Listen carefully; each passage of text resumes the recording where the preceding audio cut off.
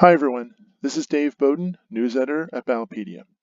I'm here to give you a brief rundown of the results from Tuesday's municipal elections in Chicago.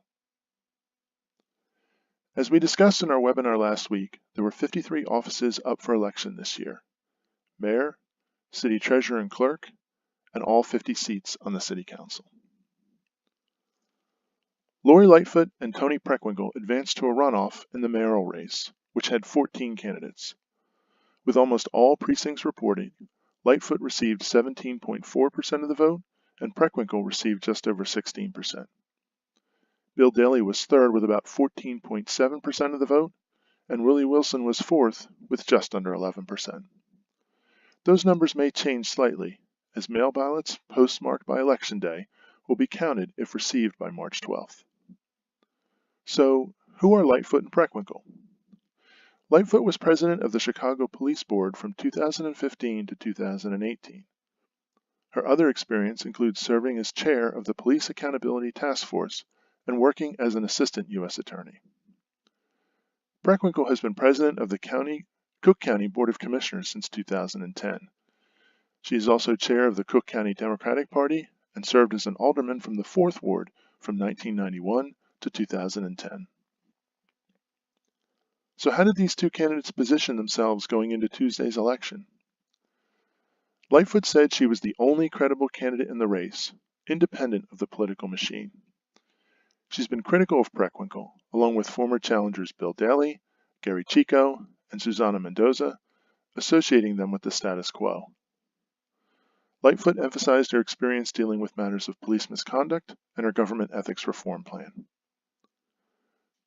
Preckwinkle campaigned on her record as both alderman and Cook County Board president.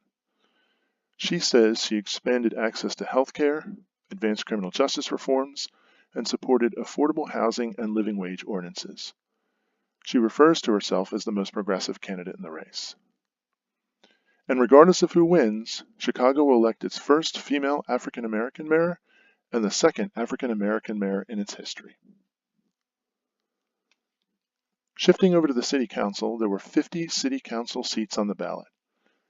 Some races still remain undecided, but here's what we know so far. There will be at least 14 council runoff elections. 10 include incumbents.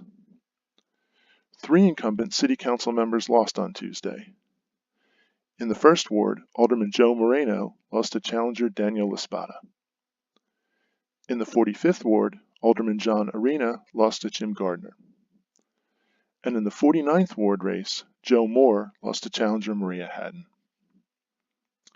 In our webinar last week, we identified 3 races that we were following closely. In the 14th Ward, Alderman Ed Burke won outright on Tuesday with about 54% of the vote, defeating 2 challengers. He's the longest-serving alderman in the city's history. He last faced a challenge in 2007, and before that in 1971. On January 2nd, Burke was charged with attempted extortion, which he said he was not guilty of. That case is ongoing. In the 40th Ward, Alderman Pat O'Connor, the second longest-serving council member, is heading to a runoff.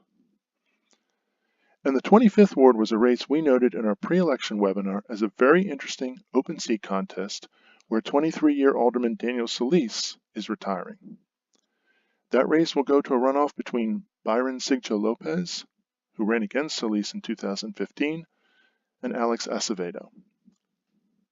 The Elections Board gave an unofficial voter turnout estimate of just over 34% for Tuesday's elections. Historically, the lowest turnout in a general election in Chicago was 33% in 2007. Ballotpedia will provide coverage of these races through the April 2nd runoffs, so stay tuned for more.